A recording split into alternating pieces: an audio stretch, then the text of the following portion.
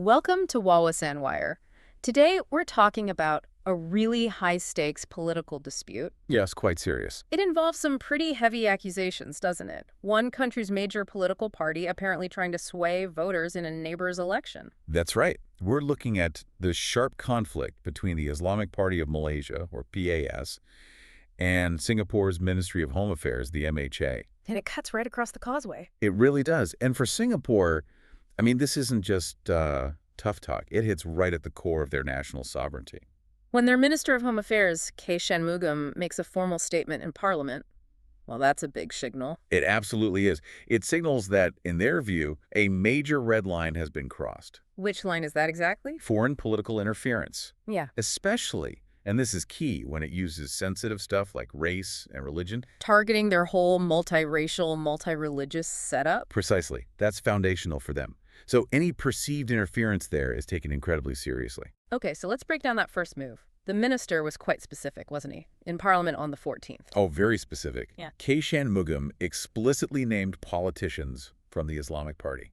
And what actions did he point to? What was the evidence presented? Well, he laid it out quite clearly. Mhm. He cited examples where Islamic Party politicians openly backed candidates from Singapore's opposition, the Workers' Party. Okay. And maybe even more pointedly, he mentioned them criticizing Malay members of parliament from the ruling People's Action Party.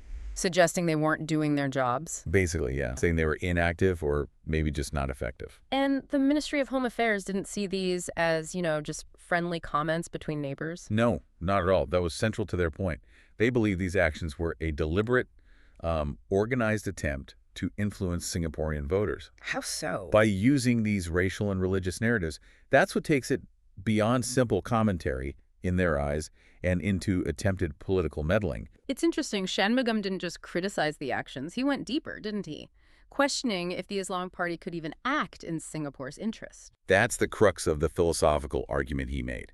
He argued that, fundamentally, as a Malaysian Islamic Party, the Islamic Party's core principles are, well, incompatible with Singapore's. Incompatible how? Because Singapore is built on multiracialism. Shanmugam's point was that the Islamic Party operates from a different framework. So any intervention, even comments, would naturally push an external agenda. That was his contention, that it inevitably risks undermining Singapore's own model and unity because the starting points are just too different.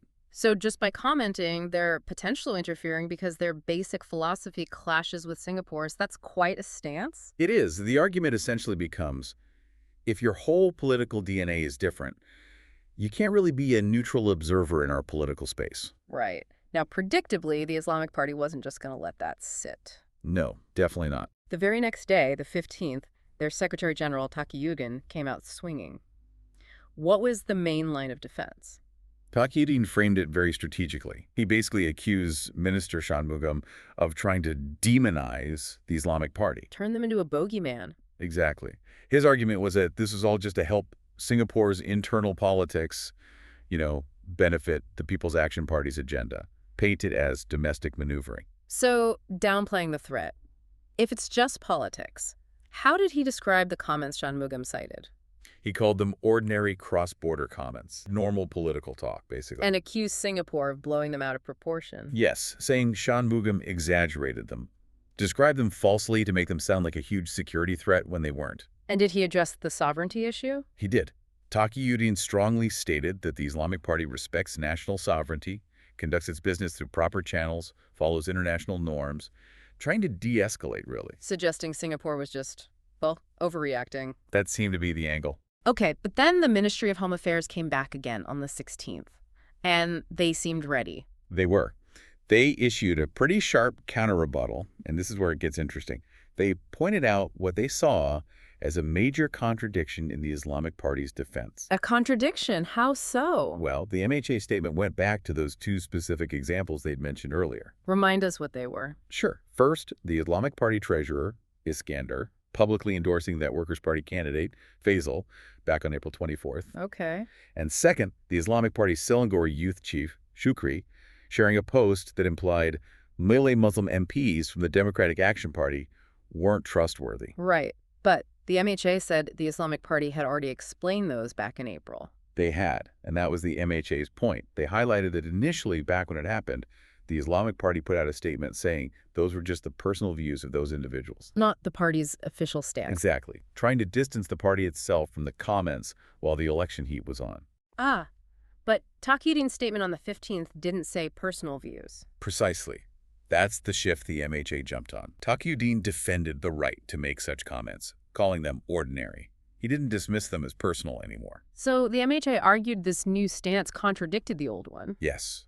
They said Taqiyuddin's latest position sort of implied the April comments were now being defended as legitimate party activity as long as there wasn't direct funding, operations, coordination, or instructions. That sounds like they were trying to find a loophole, like we didn't send PASH or run an operations center, so our comments are fine. It does seem like a very tactical shift, trying to define interference really narrowly, focusing only on the operational or financial side. Did the MHA buy that?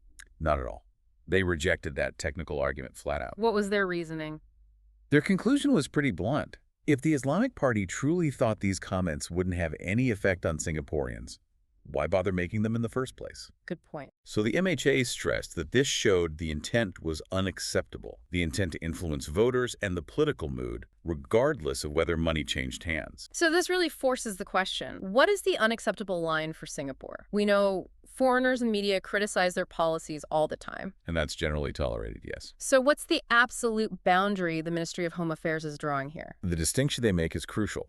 Criticizing policy, trying to influence election outcomes. Absolutely not. So commentary is fine, but trying to sway voters is out of bounds. Especially, they stress, for the foreign entity's own purposes, not Singapore's. That's the key part of interference for them.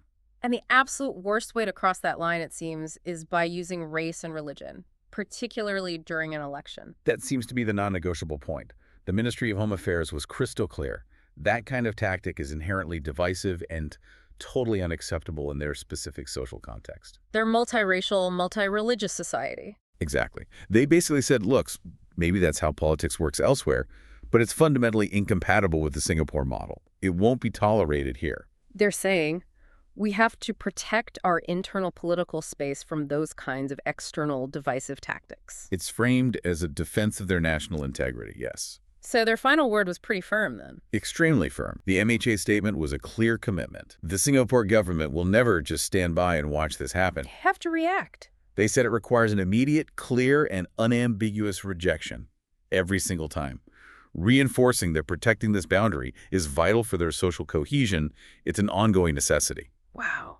This whole back and forth, it really makes you think, doesn't it? Especially between neighbors that are so closely linked. Where does ordinary cross-border comment actually end, and where does a real attempt to influence another country's direction begin? It's a blurry line sometimes. Is the threshold purely operational, like did money or resources cross the border? Or is it ideological, was the intent to inject divisive ideas? What really strikes you as the most critical point in all this? For me, I think the critical thing is how clearly Singapore links this to national security. Right. Defending their model of multiracial meritocracy isn't just policy for them, it's existential. So when a party with fundamentally different principles tries to engage politically, Especially using race or religion, Singapore sees it not just as unwelcome commentary, but as a direct challenge to their way of governing. And that triggers a very strong, very deliberate response that goes way beyond a simple diplomatic disagreement. it's about protecting their core identity, it seems. That's certainly how they frame it. Remember to like and subscribe for more videos like this.